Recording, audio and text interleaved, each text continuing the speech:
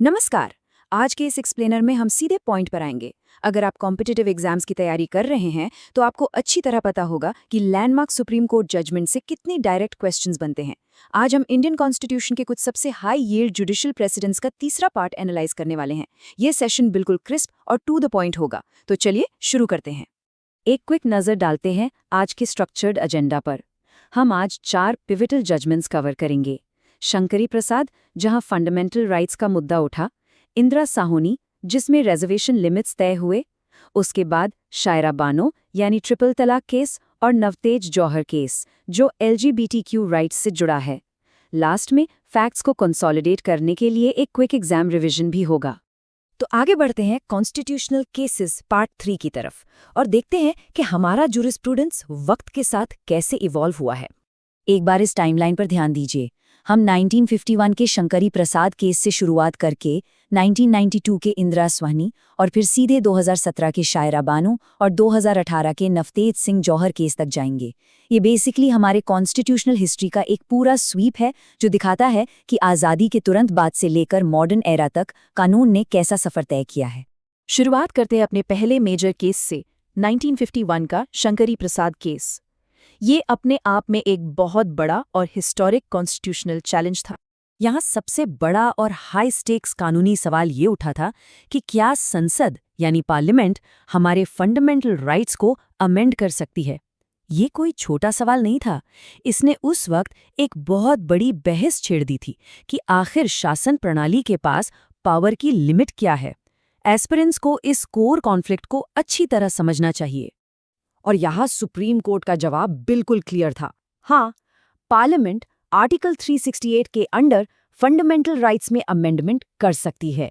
अब इंटरेस्टिंगली ये early judgement आगे चलकर गोलकनाथ केस में दिए गए फैसले से बिल्कुल स्ट्रिक्टली कंट्रास्ट करता है। ये कंट्रास्ट और लीगल शिफ्ट एग्जाम्स के लिए एक सुपर इंपॉर्टेंट डिटेल है।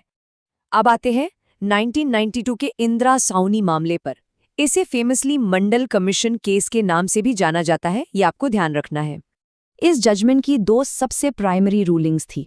पहली, कोर्ट ने OBC रिजर्वेशन को लीगली वैलिड डिक्लेयर किया और दूसरी, रिजर्वेशन की एक टोटल लिमिट फिक्स कर दी। यही वो मूल निर्देश थे जिन्होंने आगे चलकर गवर्नमेंट पॉलिसीज को एक स्ट्रॉन्ग लीगल बेस दिया। तो सबसे क्रूशियल पॉइंट है ये नंबर 50%। टोटल रिजर्वेशन की अपर लिमिट एग्जैक्टली 50% पर कैप कर दी गई थी।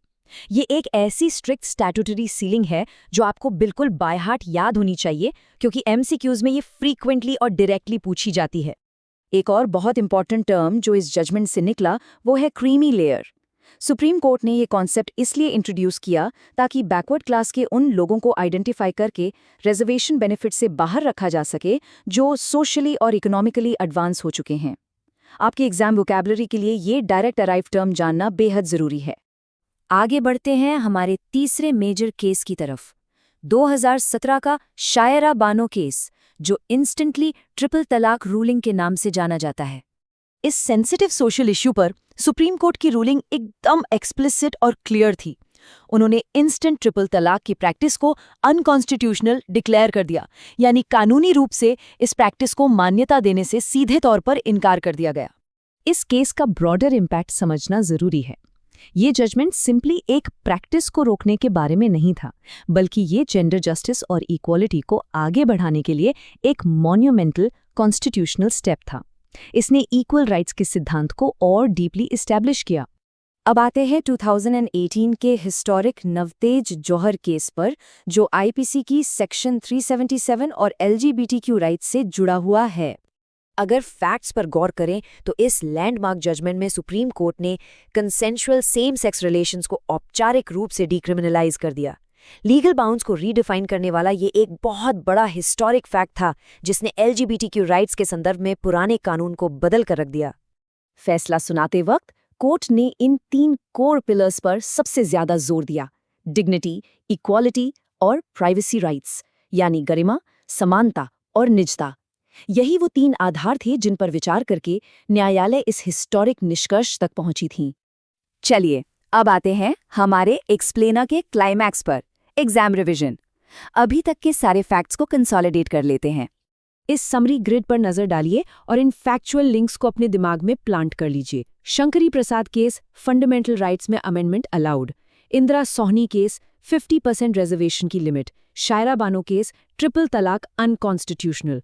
और नवतेज जौहर केस, सेक्शन 377 डीक्रिमिनलाइज्ड। अपने अपकमिंग टेस्ट्स के लिए ये हाईली एफिशिएंट टेबल बिल्कुल रेडी रखिएगा। तो आखिर इन सभी हिस्टोरिक प्रेसिडेंट्स का ओवरआर्चिंग थीम क्या है? वो ये है कि सुप्रीम कोर्ट के जजमेंट्स सिर्फ कानून की किताबों तक लिमिटेड नहीं रहते। ये डायरेक्टली हमारी सोसाइटी और हमारी कॉन्स्टिट्यूशनल मोरालिटी को शेप करते हैं। यही इन सभी केसेस को आपस में जोड़ने वाली मूल धारा है। हमारे अगले एक्सप्लेनर में हम इंडिया की इम्पॉर्टेंट कॉन्स्टिट्यूशनल बॉडीज को कवर करेंगे, पर तब तक के लिए इस सवाल पर थोड़ा सोचिएगा। भविष्य के कानूनी फैसले हमारे देश की कॉन्स्टिट्यूशनल मोरालिटी को किस तरह मोल्ड करते रहेंगे, क्योंकि लॉ का एवोल्यूशन कभी रुकता नहीं है। इसी थॉट प्रोवोकिंग सवाल के साथ आज के इस एक्सप्लेनर को यहाँ रैप अप करते हैं। Keep studying and see you in the next session.